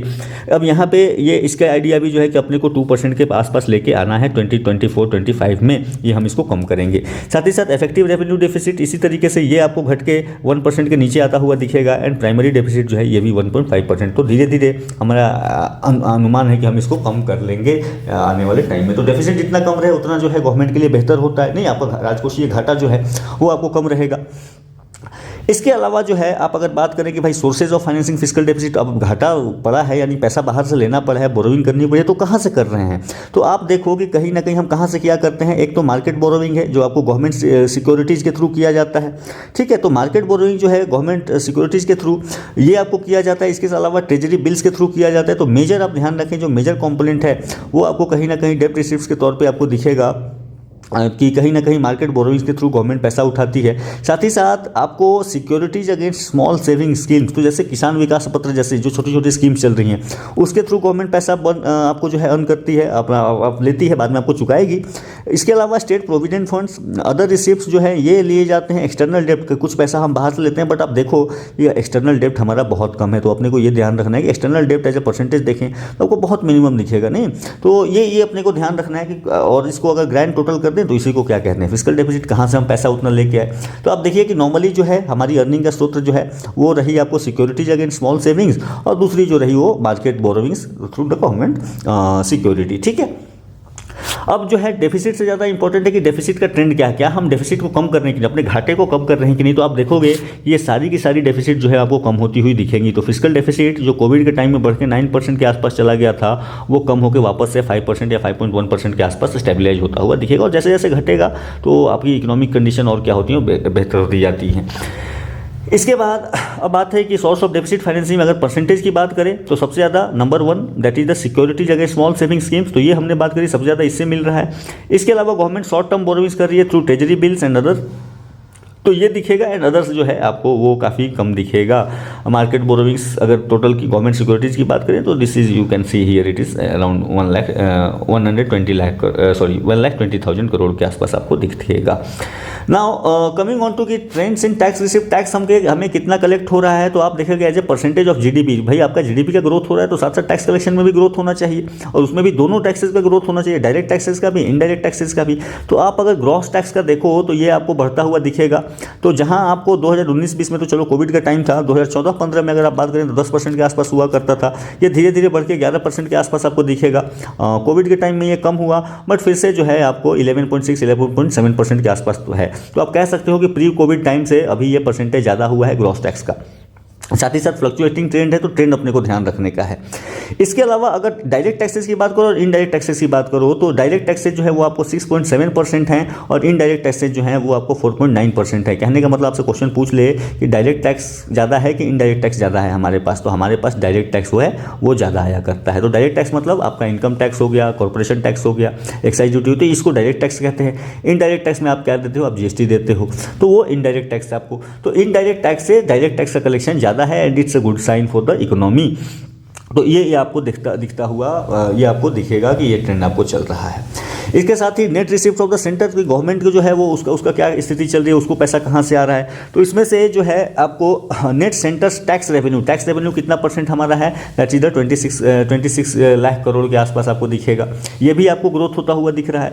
साथ ही साथ नॉन टैक्स रेवेन्यू की बात करें, यानी कि जो प्रॉफिट वगैरह हुआ तो उससे हमको कहाँ से मिला, दैट इज आप देखो कि ऑलमोस्ट 4 लाख करोड़ यहाँ से मिल रहा है। एंड उसके बाद जो है नॉन डेप्ट कैपिटल रिसिप्ट जो है हमने कहीं से आपको जो है कुछ सेल वगैरह किया, कोई डिसइन्वेस्टमेंट किया तो वहाँ से पैसा निकल के आता है, तो वो आपको 0.8% के आसपास। अब ध्यान रखें कि मैक्सिमम अगेन यहाँ से सेंटर के रेवेन्यू का मेन सोर्स क्या है, that is the tax revenue. ठीक है, उसमें डायरेक्ट और इनडायरेक्ट दोनों ही हैं। इसके अलावा नॉन टैक्स रेवेन्यू जो प्रॉफिट वगैरह हो गया, डिविडेंड वगैरह हो गया, या जो लोन दिया है वहाँ से कुछ इंटरेस्ट मिल गया, तो वो आपको नॉन टैक्स रेवेन्यू में कवर होता है। और नॉन डेप्ट कैपिटल रिसिप्ट जो है वो आपने डिसइन्वेस्टमेंट वगैरह किया या लोन कोई किसी ने आपको वापस किया तो वो भी आपको मिल जाता है। ठीक है, तो वो परसेंटेज काफ़ी कम है। इसके अलावा कंपोजिशन ऑफ एक्सपेंडिचर की बात करें, हम खर्च कहाँ कहाँ कर रहे हैं, तो आप देखो कि डिफरेंट जो बजट के टाइम के हिसाब से आप देखो तो अदर आपको इस्टेब्लिशमेंट एक्सपेंडिचर ऑफ सेंटर, तो आपने इतना आपको गवर्नमेंट चलाना है तो उसका कुछ खर्च है। ठीक है, साथ ही साथ सेंट्रल सेक्टर स्कीम जो गवर्नमेंट जो है आपको गवर्नमेंट के बहुत सारे स्कीम चल रहे हैं, उन स्कीम्स पे लेके आपको करीब 15 लाख करोड़ का खर्च है। इसके अलावा अदर सेंट्रल सेक्टर एक्सपेंडिचर, तो गवर्नमेंट के और बाकी जो खर्चे कर रहे हैं वो आपको अदर सेंट्रल सेक्टर, तो बहुत सारी स्कीम जो है वहाँ पे सेंट्रली स्पॉन्सर्ड तौर पे चल रही हैं, या आप कह सकते हो डिफेंस वगैरह पे वो खर्च कर रहे हैं, उसको लेकर 15 lakh crore. Centrally sponsored scheme में जो है 5 लाख करोड़ आपको चल रहा है। फाइनेंस कमीशन के ग्रांट्स ये करीब 1.32 लाख। तो ये मतलब कि आप एक्सपेंडिचर किस में ज़्यादा कर रहे हो, तो आप देखो कहीं ना कहीं हम जो है हमारे जो मेजर एक्सपेंडिचर हेड है वो आपको सेंट्रल सेक्टर स्कीम्स के थ्रू है, और दूसरा जो है अदर सेंट्रल सेक्टर एक्सपेंडिचर। तो आप मान लो कैपिटल इन्वेस्टमेंट वगैरह कर रहे हो तो ये दोनों मिला के आप कहीं ना कहीं देखो ये हमारे आपको ह्यूमन कैपिटल को क्रिएट करेंगे, ह्यूमन डेवलपमेंट का काम करेंगे। नहीं, लोगों को भोजन मिल रहा है, लोगों को एजुकेशन मिल रहा है, लोगों को हेल्थ केयर, लोगों के सोशल स्टेटस को बूस्ट करने का प्रयास कर रहे हैं हम, तो वो ग्रोथ आपको यहाँ पे दिखेगा।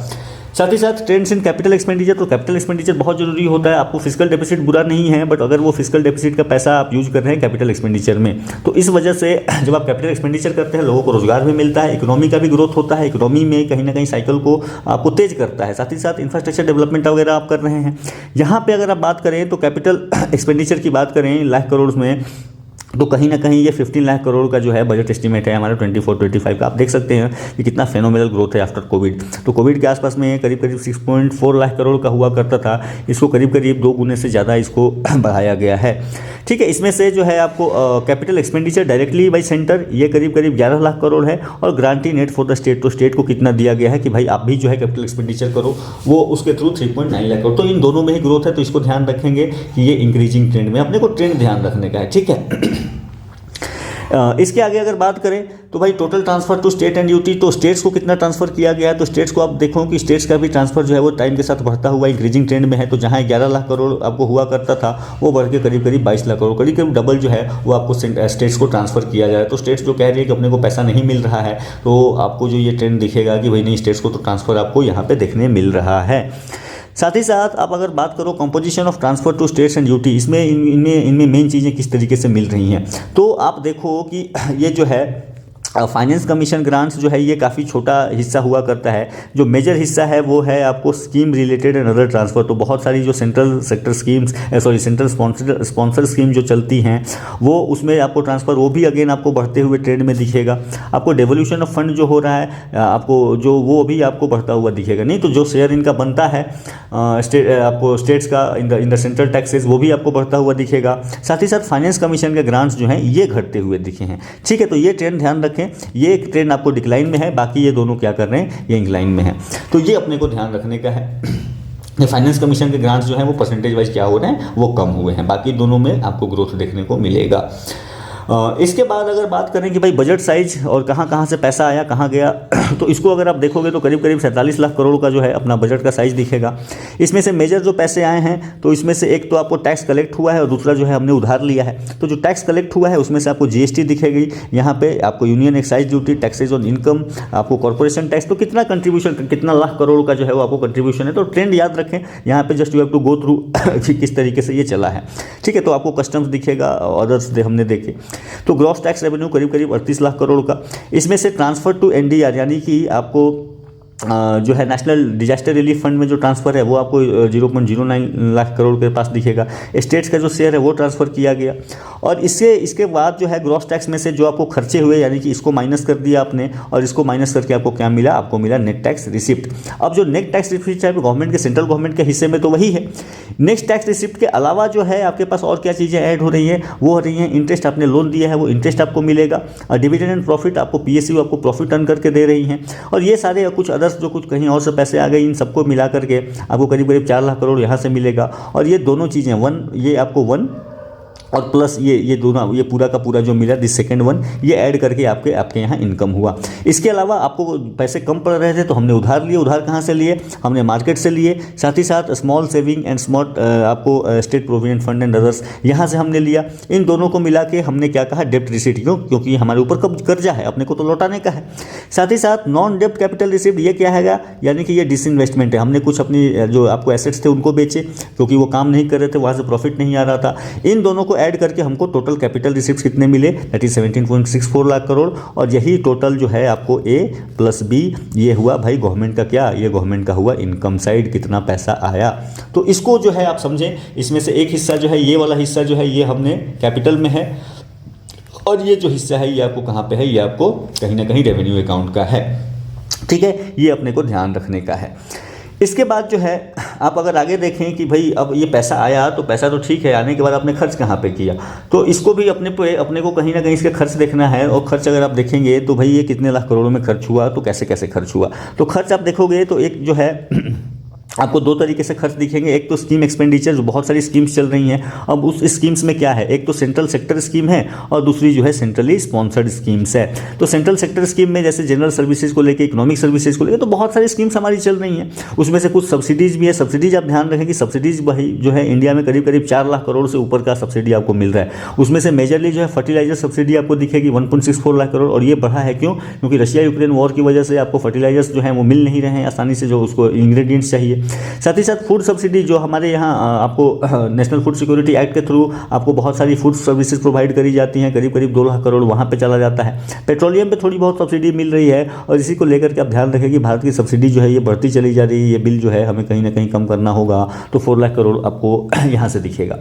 साथ ही साथ अगर आप और आगे बढ़ें तो सेंट्रली स्पॉन्सर्ड स्कीम्स में भी आपको 5.2 लाख करोड़ आपको दिखेगा। इसमें से भी 2 स्कीम्स, एक तो आपको कोर स्कीम्स जो है, तो कोर स्कीम्स जो है वो गवर्नमेंट की मेजर स्कीम्स जैसे कि प्रधानमंत्री आवास योजना हो गया, आपको जो है स्वच्छ भारत अभियान हो गया, तो ये क्या है, इसको कहते हैं कोर स्कीम्स। ठीक है, प्रधानमंत्री ग्रामीण सड़क योजना हो गया, तो ये कोर स्कीम्स हैं।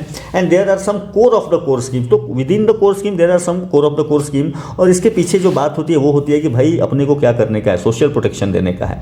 तो जो पिछड़े वर्ग हैं उनकी मदद करने के लिए जो स्कीम चलती है वो उसको core of the core scheme कहा गया है, social protection and social inclusion. तो विद इन दीज स्कीम्स आपको जो है स्पेशल क्लासेस के लिए कहीं ना कहीं अरेंज करने की बात है, जो एकदम पिछड़े हुए हैं उनकी मदद करी जाए, उसको जो कहा गया that is the core of the core scheme. अब जैसे इसमें एक आपको है जो मेजर स्कीम आपने सुना है वो है मनरेगा। तो मनरेगा जो है वो क्या है, ये core of the core scheme है। क्यों? क्योंकि इससे जो सबसे निचले क्लास के लोग हैं जिनके पास बिल्कुल पैसे नहीं है उनकी भी मदद हो जाती है, एम्प्लॉयमेंट नहीं है तो। साथ ही साथ देयर आर नंबर ऑफ आपको नेशनल सोशल असिस्टेंट प्रोग्राम जो है ये चलता है core of the core scheme में। तो जो भी आपको डिस्टिट्यूट हैं या बूढ़े लोग हैं उनको पेंशन मिलता है, वृद्धा पेंशन वगैरह जो आपको मिलता है। इसके अलावा जो है आपको बहुत सारी अम्ब्रेला स्कीम्स चल रही हैं हर डिपार्टमेंट के लिए। तो अम्ब्रेला स्कीम्स चल रहा है फॉर द डेवलपमेंट ऑफ आपको शेड्यूल्ड कास्ट, आपको शेड्यूल्ड ट्राइब्स के लिए चला करता है, आपको बैकवर्ड क्लासेस के लिए चला करता है, ठीक है।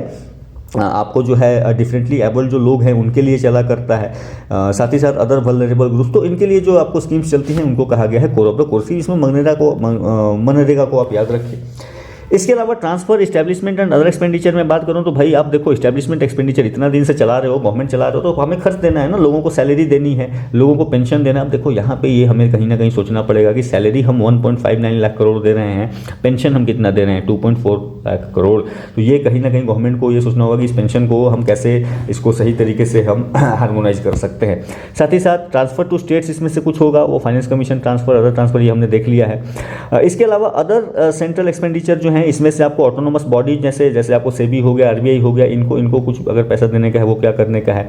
इंटरेस्ट पेमेंट जो है हम ये कर रहे हैं करीब 11.9 लाख करोड़। तो इंटरेस्ट पेमेंट हमने पुराने कुछ लोन ले रखे हैं तो उनको भी चुकाने का है, तो उसमें वो पैसा जा रहा है। तो इस तरीके से आप देखोगे कि किस तरीके से ये कहानी आपका गवर्नमेंट का पैसा कहाँ से आ रहा है और कहाँ से जा रहा है। अपने को ट्रेंड याद रखना है, you don't need to remember कि भाई एग्जैक्ट अमाउंट कितना है, ठीक है। आप सिंपली जो है ट्रेंड याद रखें, और ट्रेंड की चर्चा जो है हमने पिछले स्लाइड में करी थी कि पैसा कहाँ से आ रहा है और कहाँ को जा रहा है, ठीक है। वो ट्रेंड ध्यान रखें। और बाकी के ये जो टर्म्स हैं आप मैंने कोशिश करी है कि आपको ये टर्म समझाता चलूँ, क्योंकि काफ़ी लंबा वीडियो हो गया है ऑलरेडी, तो I will not go into much more detail, ठीक है। अब इस पर लेकर हम कभी स्पेसिफिक डिस्कशन कर लेंगे, नॉट विद द बजट, कि भाई ये आपको डिवीजन किस तरीके से किया जाता है, ठीक है। तो ये आपका आज का बजट का डिस्कशन रहा, एंड आई होप कि आपको चीज़ें क्लियर हो जाएँ। और आपको इस डिस्कशन की जो PDF है वो आपको हमारे टेलीग्राम चैनल पर मिल जाएगी। साथ ही साथ आप हमें फॉलो कर सकते हैं हमारे सोशल मीडिया हैंडल्स पे, and also you can download the app that is now endeavour prep app जो है आपको प्ले स्टोर से डाउनलोड करें और आप हमारे साथ कनेक्ट हो सकते हैं। इस पे जो है डिस्क्रिप्शन के तौर पे आपको बहुत सारी कोर्सेज यहाँ पे लॉन्च करी गई हैं, जहाँ पे आपको डिटेल क्लासेज जो है वो ली जाएंगी। साथ ही साथ आप हमारे वीडियो को अगर आपको अच्छा लगे तो शेयर करें, सब्सक्राइब करें, ठीक है, एंड हेल्प अस ग्रो, ताकि हम आपके लिए इस तरीके के वीडियो जो है वो लेके आते रहें। एंड आई होप कि मैंने आपको बजट समझाने का प्रयास किया है कम्प्रिहेंसिव तौर पर। So keep studying, have a good day, thank you.